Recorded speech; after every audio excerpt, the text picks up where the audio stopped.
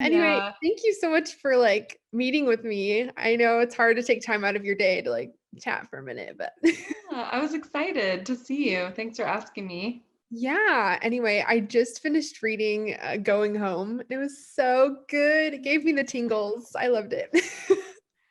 Oh, thanks. Mhm. But yeah, so I just wanted to ask you about like what it's like to be an author because that's something I've always wanted to be as an author. And like I remember when I was little, I learned that you were an author, and I was like, oh my gosh, that's so cool. I have like a cousin who writes books. But anyway, how many books have you written total? I have written 3. So Mhm. I have Going Home that you read was my first book, and then I have Conviction, and that one is on audiobook too. And then last year I self-published a book called The 13 Days of Girls Camp, and it's just a romance, but it's more of a like a Groundhog's Day, repeating the day again and again type story. So it's a little bit different than Going Home and Conviction are. That's awesome. I'll have to read them. Yeah, it's fun. It's really fun. So, what's the difference between like publishing like regularly and like self-publishing? Because I don't know too much about that. Like, which one would you prefer, I guess? There's pros and cons to both. I think, well, as a self-publishing author, a lot of people like to go that way because you can potentially make more money because when you publish a book, everybody gets so much of the pie. You know, you have your marketer and you have the editor and you have all those things that go into producing a book. So you make less money. But on the other hand, people go into a bookstore and they see your book and you just sell more books naturally because of being associated with a publisher. So I feel like with my books, Going Home and Conviction, that was a really good place for me to be, was with a publisher. So yeah, I think it just depends what your market is and what your goal is as an author and what your plans are. Mhm. Yeah, for sure. So, how long have you been an author, and like, how long have you known that you wanted to write books? I think it was 2009 I decided to start writing. But I've always loved reading, and I graduated from Utah State with my English degree. So I just knew, like, loved books. I loved learning.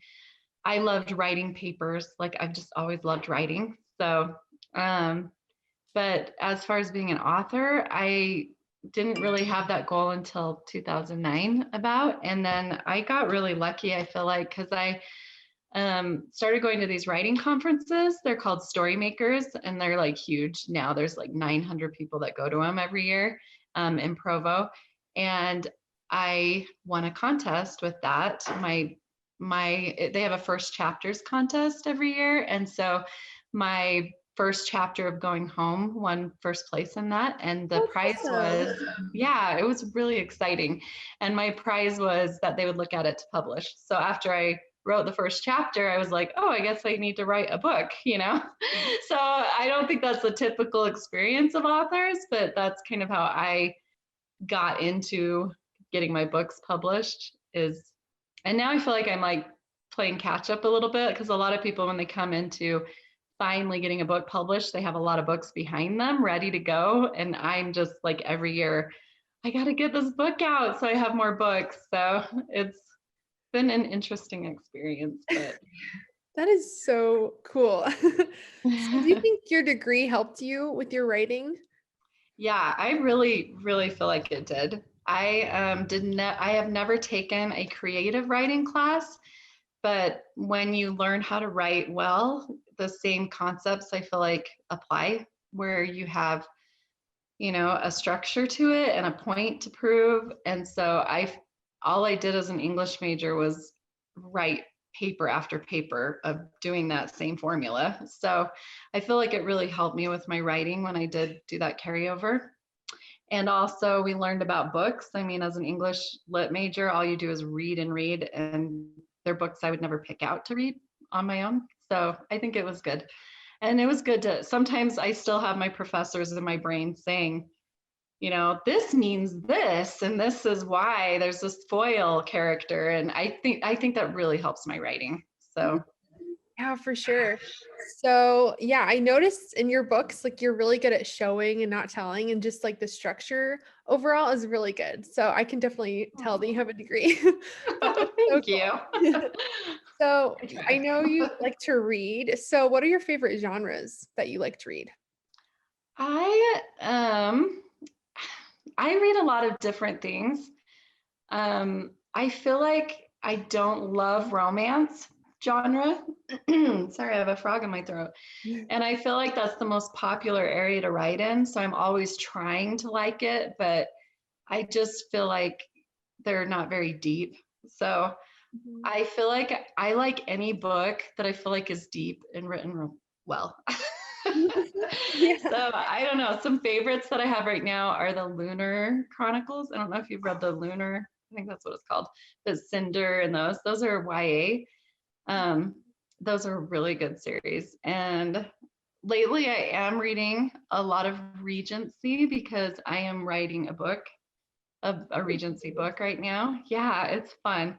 It's I'm calling it right now Seeing Jane Fairfax, but it's about Jane Fairfax and Frank Churchill, their story in Emma. I don't know if you're familiar with Emma, but Yes. Jane Austen's Emma. Yeah, so I've been reading a lot and I found some really good authors that I really, really enjoy that are um, Regency. And then I found some that I really don't really like. So I guess I just like a well-written book.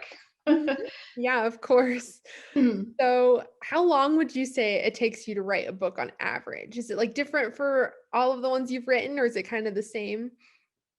Yeah, it's definitely different for every book. Going home took me the longest, but that's because everything was new and I'd never done it before. It took me from start to finish that book about 4 years, from like starting the first chapter to when it came out. Um, but Conviction took me a couple years to write also, and it had a lot of it takes place in Ukraine. And so there was so much research that I had to do with it and it's part of it's in a prison. So I had to do like a lot of research for it. So it took me a while, but then my last book, it didn't take me quite as long because it was set in an area I had already lived in and just a little bit different. So yeah, I am right now, I'm really trying hard to make it a year. Just only take a year to write a book. And so far, I'm on schedule for that, for this That's next book. awesome. Oh my gosh, I can't wait till it comes out. Me too. For sure. So, what's your process like? Do you have a process or does it just kind of come to you? Because I know you said with going home, it's that was just something you kind of wrote after you thought, like, hey, I might get this published, Is there like a process or is it all spontaneous? Yeah, I do have a process, but I feel like each book I'm like, I'm going to do it this way. And then it never goes like that way. But yeah, I do have a lot of outlining ways that I like to outline my books. And I feel like some people probably think that you outline a book and you write the book and that's how it is. But I find that I outline and then I write and then I re-outline and then I write and then I re-outline again.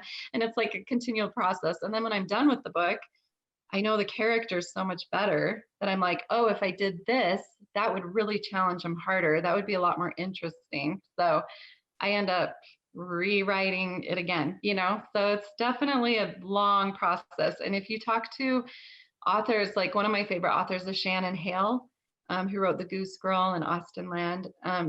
She'll tell you like she rewrote Goose Girl 12 times. So it's like it looks effortless on paper, but authors put in a lot of time for what they get out of their book Yeah. monetarily. Yeah. So speaking of that, like how would you overcome writer's block? Because that's something I come up with a lot. So how do you overcome that? Yeah. Yeah, that is definitely a real thing. When I was doing Going Home, I felt like months of writer's block and I just didn't know how to overcome that. And now I will have writer's block for a night, I feel like, where if it's just not clicking, I know that if I go to bed and my brain rests and thinks on it the next day, I'll have the solution and it will just come easier. And I've heard a lot of authors say that, where they're actually working on several books at the same time. And if one book isn't working for them, they just go on to the next book and work on that. And then the next day, the problems have settled out in their brain. And I think that, yeah, when I'm writing, sometimes I feel like I just don't know what to do about this. And I just, okay, well, I just won't pick it up, and I still don't know, and I still don't know. But if you just keep going at it, it becomes less. But some things I do is I'll listen to music and go for a drive. That always opens up my brain. I will watch movies, because when you're watching a movie, you're presented with a storyline, and then it kind of makes your brain think of new solutions. And I read. Reading books is a great way to open up your brain. So those are three of my favorite things to do. Yeah, for sure. So, what's your favorite book? Or like, do you have a favorite or Do I have a favorite book? I love, well, like I said, I love Shannon Hill. And I also love another author, Jeanette Rollison. And she wrote a book called, what is it called? Fame, Fortune, and Other Things to Do on My To-Do List. And that was like my favorite book. I read it a few years ago and I was like, I love this book. It is so funny and so cute. And so I'll have like favorite books for a long time, and then I find a new favorite book. So I'll have to read yeah, it. yeah. But those are some that I've really liked. And like I said, Shannon Hill, I love all of her books. Mhm. Trying to think who I've read recently, but yeah. That's I awesome. also love Sarah Eden. She's a really good author too. Her Regency romances are so cute. Yes, I know. I love like old-fashioned romance books, like Yes, Jane Austen. But yes, yeah, me that's too. so cool. So, how do you come up with ideas for your books? Um, it's been different for all of them. Um, but it just starts as a little idea and then it just grows. So like going home, I I'm so hard to say, like, how did you come up with an idea? Because it's like you come up with a small idea and then from there it's almost like you're putting all of your experiences that you've had in your life into a book. I know that probably doesn't make sense, but it's actually really scary a book, because I remember the first time when Going Home came out, I felt like people are looking inside my brain. Like all these people are like opening my brain and seeing how I think and what I think about, or, or what I worry about. And all those things are in my book. So it can feel really like vulnerable to be an author. But that's kind of how writing is too. It's almost like dreaming. Like you have all these ideas in your head that you don't even know about. And when you start writing a book, things that you're still angry about that someone did to you like 10 years ago, it'll just come out, those kind of things.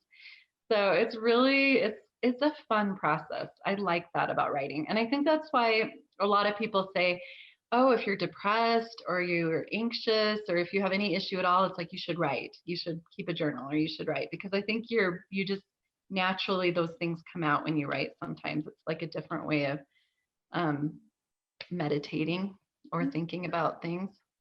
So I do not have a good answer for like avoiding your question. No, I love that. That is so I cool. don't have a good answer. I totally feel that too when I write sometimes. I'm like, this is so embarrassing. Like, I hope no one finds my Google Docs with my books because they're going to be like scared. But Yeah. that's awesome. So, what's your favorite part about writing, and what's your like not so favorite part that you wish you could change, I guess? Oh, I like so many things about writing. I love the creative process where you think up a story and you get to know a character, where my characters feel alive. By the time I'm done with my book, I'm like, I remember them. Like when you talk about Going Home, it's like, I remember them. They were my friend for a long time?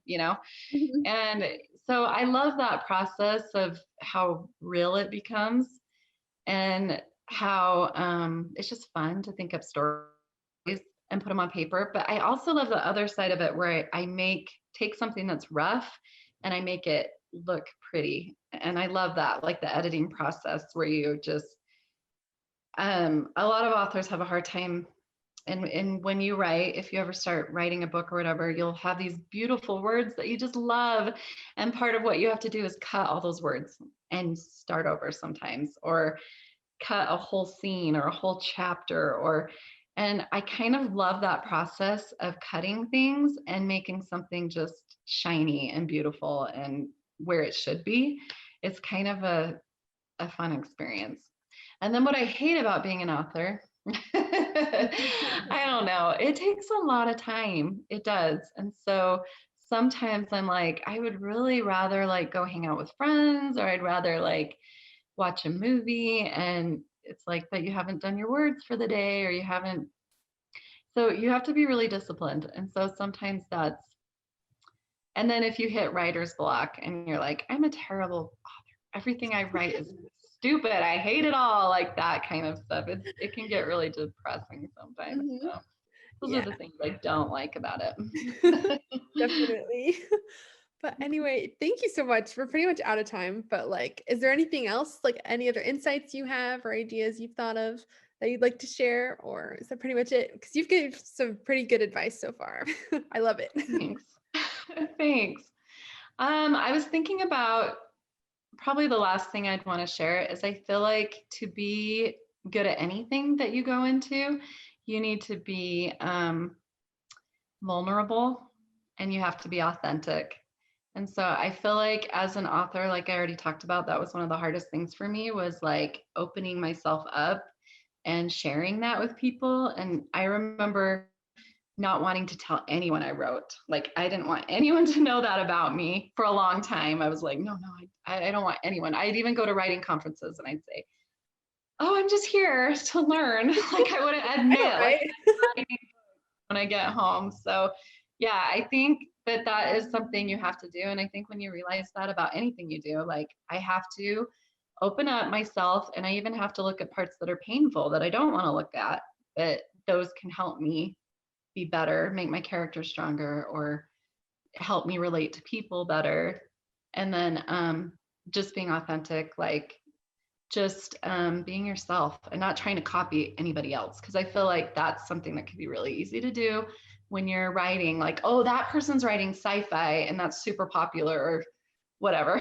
And Yeah. I do that too. I'm going to write Harry Potter too. I'm going to do this too. And when you do that, you're just always behind what's popular.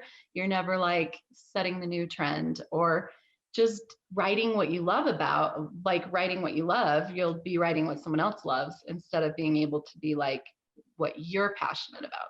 So that's all that I would Yeah. share.